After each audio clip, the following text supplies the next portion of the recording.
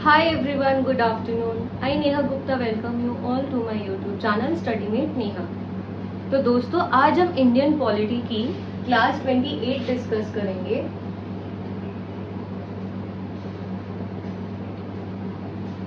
And आज की class में हम फंडामेंटल राइट्स का दूसरा पार्ट डिस्कस करेंगे।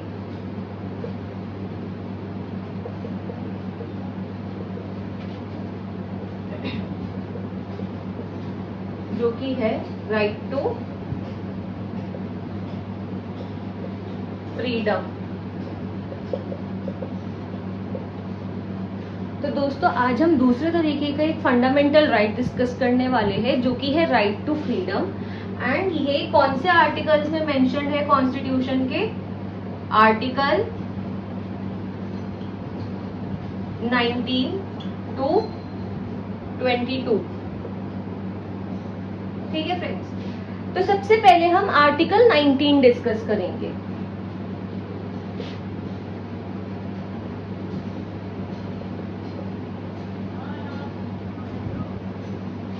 जो आपका आर्टिकल 19 है वो एज सच कुछ पर्टिकुलरली नहीं कहता, किसी एक पर्टिकुलर चीज पर फोकस नहीं करता। यह आपको राइट टू फ्रीडम का सिंपली एक ओवरव्यू देता है। इसमें ये कहा गया है कि जैसे इंडिया एक डेमोक्रेसी है, तो वो ट्रू डेमोक्रेसी कब बन सकती है? जब यहाँ पर रह रहे जो लोग हैं उनको फ्रीडम मिले, मतलब जो वो करना चाहते हैं वो अपने हिसाब से कर पाए। तो यही वो कहती है कि true democracy can only be implemented only when citizens of the country get the desired freedom. Okay, तो इसके बाद जो आर्टिकल 19 है वो 6 तरीके की फ्रीडम की बात करती है, 6 टाइप्स ऑफ फ्रीडम।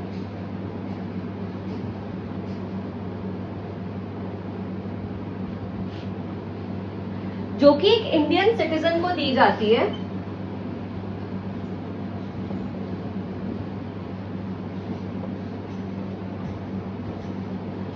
ये नोट करना इंपॉर्टेंट है कि ये किसको दी जाती है? सिर्फ और सिर्फ इंडियन सिटीजन्स को ही दी जाती है। And these are not absolute in nature.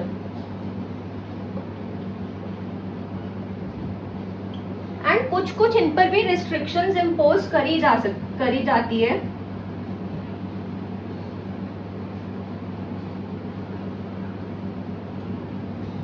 जो कि खुद आर्टिकल 19 के अंडर ही दी गई है। तो आइए हम डिस्कस कर लेते हैं वो 6 तरीके की फ्रीडम जो कि एक इंडियन सिटीजन को दी जाती है। सबसे पहली है freedom of speech and expression. दूसरे तरीके की फ्रीडम आपकी कौन सी होगी? Freedom to assemble peacefully without arms and ammunition. तीसरी फ्रीडम होगी freedom to form associations and cooperatives. चौथी फ्रीडम आपकी कौन सी हो गई? Freedom to move in any part of Indian territory. पांचवी फ्रीडम कौन सी होगी? Freedom to resided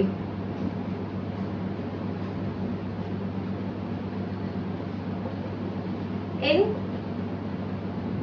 any part of India या फिर कंट्री। और छठे तरीके की जो फ्रीडम है जो आपका आर्टिकल 19 देता है कि freedom to engage in profession of own choice. तो जब हम आर्टिकल 19 की बात करते हैं तो मैंने आपको बताया कि ये 6 तरीके की फ्रीडम्स बताता है जो कि कोई भी इंडियन सिटीजन एंजॉय कर सकता है। तो सबसे पहली है freedom of speech and expression. India एक डेमोक्रेसी है, तो जो यहाँ के लोग हैं वो भी पावरफुल है, we live in a sovereign state, तो यहाँ के लोग पावरफुल है, मतलब यहाँ के लोग एक कठपुतली नहीं है, मतलब वो अपने हिसाब से अपना देश चलाते हैं। आपको पता है ना यहाँ पर इलेक्शंस किस हिसाब से होते हैं, लाइक हम लोग वोट देते हैं अपने रिप्रेजेंटेटिव्स को, एंड जो देश में जो भी हो रही है चीजें उसके लिए हमारे जो भी ओपिनियन है हम वो फ्रीली एक्सप्रेस कर सकते हैं कि हाँ हम इस चीज से खुश है या ना खुश है, एंड हम कुछ भी बोल सकते हैं जो हमारे मन में आए। बट रिस्ट्रिक्शन किस चीज की होती है, अभी अभी हमने बोला था ना कि ये जो फ्रीडम होती है दिस इज नॉट एब्सोल्यूट, कुछ रिस्ट्रिक्शंस इनके ऊपर होती है लागू। तो जो आपकी रिस्ट्रिक्शंस होती है वो इसी बेसिस पर, लाइक मैं आपको एक ब्रॉड वो बता रही हूँ पॉइंट ऑफ व्यू कि किस बेसिस पर आपको रिस्ट्रिक्ट करा जाता है कि जो आपकी फीलिंग्स है, जो आपके एक्शंस है, एक्सप्रेशन है, वो कंट्री के लिए डेट्रीमेंटल ना हो, एंड किसी दूसरे की वो फ्रीडम को ना छीने, उसके लिए वो डेट्रीमेंटल ना हो। उसके बाद जो दूसरे तरीके की फ्रीडम आपको दी जाती है वो ये दी जाती है freedom to assemble peacefully without arms and ammunition. Arms and ammunition का मतलब क्या होता है, हथियार या फिर कुछ भी लाइक डेंजरस मटेरियल जो भी। तो आप ग्रुप की तरह मतलब कहीं पर भी मिल सकते हैं, असेंबल हो सकते हैं एक जगह, बट वो चीज डेंजरस नहीं होनी चाहिए, उसके कोई इल इंटेंशंस नहीं होनी चाहिए। तीसरे तरीके की जो फ्रीडम है वो है freedom to form associations and cooperations and cooperatives. तो ये दूसरा और तीसरा पॉइंट थोड़ा थोड़ा मिलता जुलता ही है। इसमें आपको एक इनफॉर्मल वो बताया कि आप इनफॉर्मली कहीं पर भी असेंबल हो सकते हैं। तीसरे में ये बताया है कि आप किसी भी तरीके की एसोसिएशन फॉर्म कर सकते हैं इफ यू वांट टू। चौथी फ्रीडम जो दी गई है आर्टिकल 19 में वो है freedom to move in any part of the Indian territory, and साथ ही साथ हम फिफ्थ जो टाइप की फ्रीडम दी गई है freedom to reside in any part of country, इनको इंटररिलेट करके पढ़ लेते हैं कि जो भी एक इंडियन सिटीजन है, लाइक इंडिया तो पूरी कंट्री है, उसमें अलग अलग कितनी सारी स्टेट्स है, 28 स्टेट्स है। तो अगर मैं दिल्ली में रह रही हूँ तो मेरे ऊपर किसी भी तरीके की कोई रोक नहीं है पंजाब में जाने के लिए या फिर XYZ किसी भी स्टेट में जाने के लिए। मैं इंडियन टेरिटरी में कहीं भी घूम सकती हूँ, कहीं पर भी घर मतलब रह सकती हूँ, मेरे ऊपर किसी भी तरीके की कोई रोक टोक नहीं है। And lastly freedom to engage in any profession, जिस भी प्रोफेशन में मेरा जाने का मन करेगा, जो भी जॉब मेरी करने की मन करेगी, मैं अपने हिसाब से कर सकती हूँ, but still it should not be detrimental to any individual और कंट्री। तो दोस्तों यही था आपका article 19 of the Indian constitution. जब हम अगला आर्टिकल देखते हैं राइट टू फ्रीडम के अंडर, तो वो है हमारा आर्टिकल 20। हमारा आर्टिकल 20 किस चीज के साथ डील करता है, protection in respect of conviction for offences. Conviction for offences का मतलब क्या होता है, ऑफेंसेस मतलब किसी भी तरीके का आपने लाइक गैर कानूनी काम करा है, कोई आपने जुर्म करा है, ठीक है। कन्विक्शन मतलब आपको उसमें या तो जेल के अंदर डाल दिया जाता है या फिर आपके ऊपर इंक्वायरी बैठती है। तो अगर ऐसा कोई सर्कमस्टांसेस होते हैं तो जो वो अफेक्टेड पर्सन है उसके लिए क्या क्या राइट दिए गए। तो सबसे पहले जो आपका आर्टिकल 20 है that is protection in respect of conviction for offences, वो सबसे पहले तो ये कहता है कि कोई भी इलेजिटिमेट ग्राउंड्स पे या फिर सिर्फ और सिर्फ आर्बिट्ररी पावर्स के चलते कोई भी इंसान, कोई भी इनोसेंट अरेस्ट नहीं होना चाहिए, ठीक है। पहला प्रोविजन तो ये हो गया। दूसरा प्रोविजन आपका ये कहता है कि अगर उसको अरेस्ट कर भी लिया गया है तो उसको इतना भी पनिश नहीं करना चाहिए जो उसके मतलब जो उसके लिए बहुत ज्यादा हानिकारक हो, लाइक एक्सेसिव पनिशमेंट नहीं देनी चाहिए। तीसरा ये दिया गया है कि हाँ हम अरेस्ट है तो हम अपने लिए किसी लॉयर वगैरह को हायर करते हैं ना, मतलब हम कोर्ट्स वगैरह में जाते हैं ट्रायल एंड ऑल के लिए, तो it also ensures free trial. ये काफी ज्यादा इम्पोर्टेंट है इस आर्टिकल में, एंड ये फ्री ट्रायल ही इंश्योर करने के लिए ये 3 प्रोविजंस दिए गए हैं। सबसे पहला है आपका no ex post facto law. बड़ा उलट पुलट नाम लग रहा है ना, मतलब मैंने भी जब पढ़ा था मैंने बोला था भाई क्या है ये, पर ये है बड़ा सिंपल सा कि जिस समय कोई क्राइम कमिट करा गया है एंड उस समय जो भी आपका लॉ चल रहा है उस टाइम पर, अगर तो वो वायोलेट हुआ है तो सिर्फ और सिर्फ आपको उस लॉ के वायोलेशन के लिए ही पनिशमेंट मिलेगी। अगर आपने कोई क्राइम करा है एंड उस टाइम पर वो लॉ अगर इम्प्लीमेंटेड नहीं है तो आपको उस चीज के लिए पनिशमेंट नहीं मिलेगी। एंड ये सिर्फ और सिर्फ क्रिमिनल लॉ में ही इम्प्लीमेंटेड है। लाइक अगर आप सोचे सिविल लॉज, सिविल केसेस या जो टैक्स रिलेटेड होते हैं उनमें ये इम्प्लीमेंटेड नहीं है। दूसरा है आपका सेल्फ इंक्रिमिनेशन, ये नहीं होनी चाहिए। सेल्फ इंक्रिमिनेशन नहीं होनी चाहिए मतलब कि जो भी एक्यूज पर्सन है जिसके ऊपर भी कोई चार्जेस लगाए गए हैं तो आप उसको फोर्स करके ये नहीं बोल सकते कि तू अपने खिलाफ खुद गवाही दे कि हाँ मैंने ये जुर्म करा है। आप उसके साथ ही किसी भी तरीके की जबरदस्ती नहीं कर सकते हो। एंड उसको पूरा राइट है कि वो अपने लिए किसी भी लॉयर को अपॉइंट करे एंड आगे अपना फ्री ट्रायल में अपने मतलब खुद को बचाने के लिए वो अपनी वो दे, मतलब लॉयर की हेल्प के साथ वो कोर्ट वगैरह जाए, अर्जी लगाए। आप उसको कभी भी फोर्स नहीं कर सकते हो कि तू खुद को ही दोषी मान ले और अपना गुनाह कबूल कर ले। आप उस चीज पर फोर्स नहीं कर सकते हो। तीसरी चीज ये है no double jeopardy. No double jeopardy का सिंपल मतलब ये है कि आप एक गुनाह के लिए किसी भी इंसान को एक बारी से ज्यादा सजा नहीं दे सकते हो। लाइक अगर आपने कोई ऑफेंस कमिट करा है तो उसकी पनिशमेंट आपको सिर्फ और सिर्फ एक बार ही मिलेगी एंड उससे ज्यादा बार you will not be punished for the same crime. तो यही था आपका article 20 of the Indian constitution, protection in respect of conviction for offences. Now we move on to article 21 of the Indian constitution,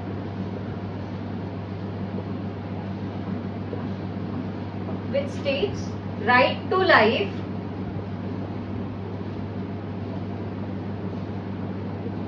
and personal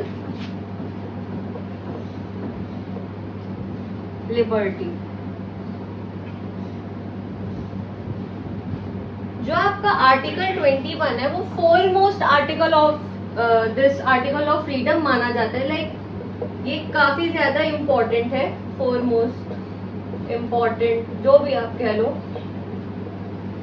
क्योंकि आप rights की तो बात तब करोगे ना जब एक इंसान की जिंदगी होगी एंड उसकी मतलब जो पर्सनल लिबर्टी है, मतलब जो उसकी खुद की as an individual, as a human जो उसका एक रहने सहने का तरीका है वो ठीक से इंश्योर करा जाए, तभी आगे आप बाकी के राइट्स को मीनिंगफुली इम्प्लीमेंट कर सकते हो।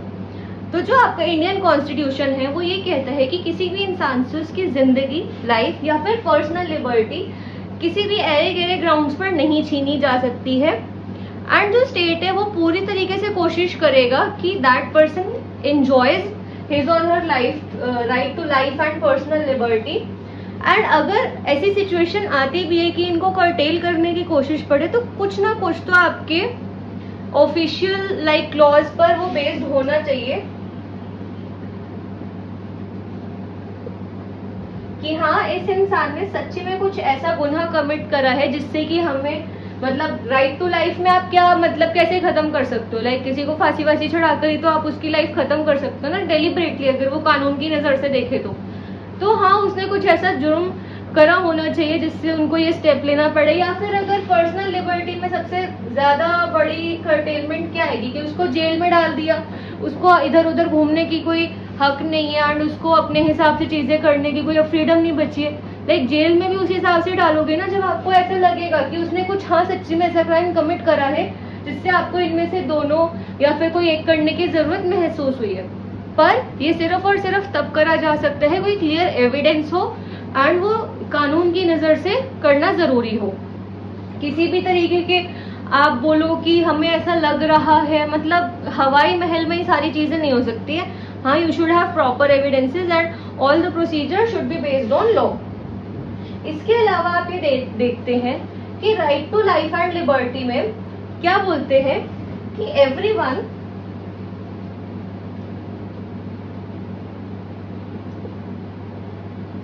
should lead a life of dignity. Dignity मतलब पूरी इज्जत के साथ ही उसको उसकी जिंदगी जीने का हक है। एंड सरकार ने क्या ये बोला है कि जब तक मीन्स ऑफ लाइवलीहुड नहीं है,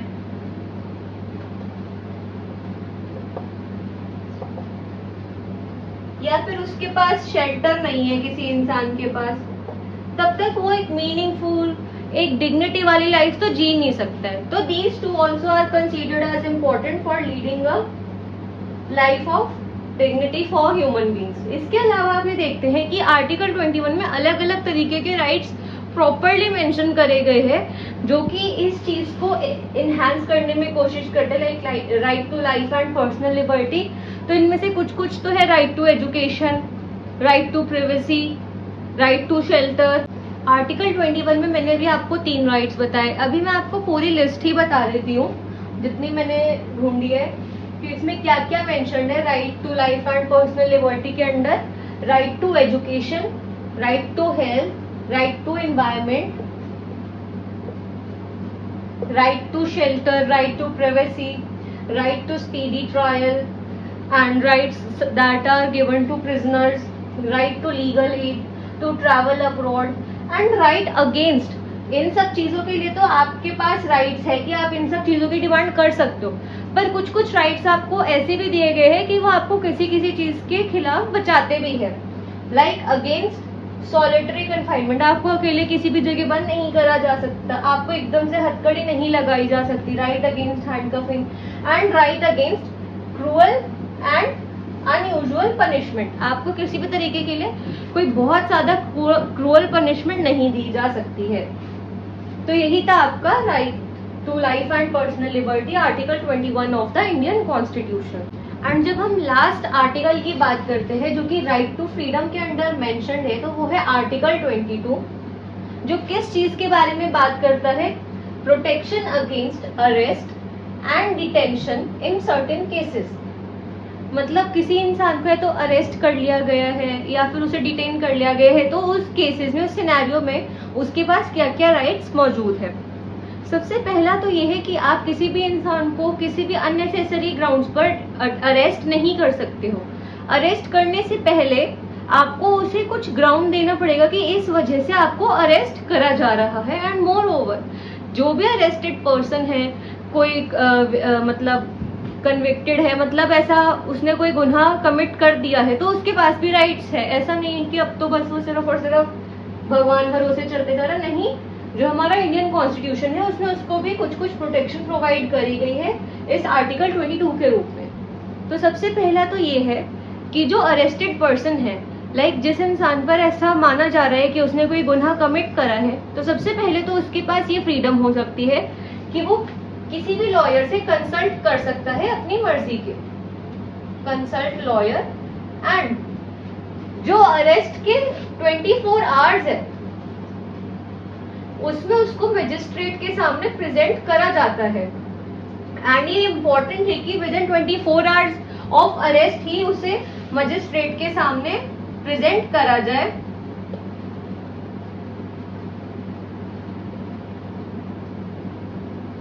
एंड अगर मजिस्ट्रेट को ऐसा लगता है कि नहीं, ऐसी कोई जरूरत नहीं है इसको जेल के अंदर डालने की या फिर इसे दोषी करार करने की, तो उस इंसान को छोड़ दिया जाता है। पर एक इसकी एक्सेप्शन क्या है protection against arrest and detention की, कि अगर कोई भी इंसान प्रिवेंटिव डिटेंशन के अंदर चार्ज्ड है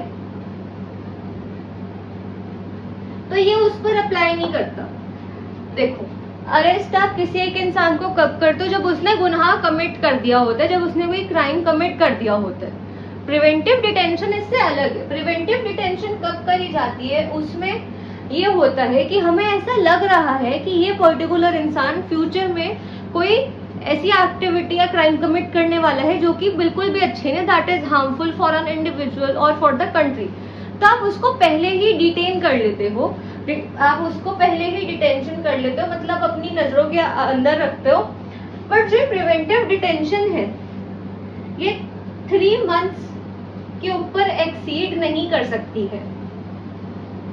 3 महीने के पीरियड के बाद उसकी फिर से उस चीज को पूरा रिव्यू करा जाता है, देखा जाता है कि क्या क्या बीच में सिचुएशन रही है, क्या इस इंसान की मूवमेंट रही है, ये सारी चीजें रिव्यू करी जाती है।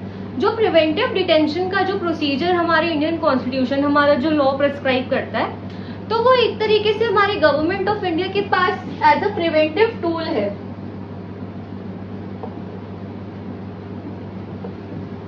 कि वो कोई भी अनहोनी होने से पहले अगर उसको ऐसा लग रहा है कि ऐसा हो सकता है, तो वो उस इंसान को अरेस्ट कर ले या फिर अपनी नजरों के अंदर रखे। होम अरेस्ट वगैरह ये सारी चीजें तो मतलब तब आप पढ़ेंगे जब आप प्रिवेंटिव डिटेंशन को एक डिटेल में पढ़ेंगे। तो मोटा मोटा इसके बारे में यही था। लाइक बोलते हैं ना, caution is always better than cure.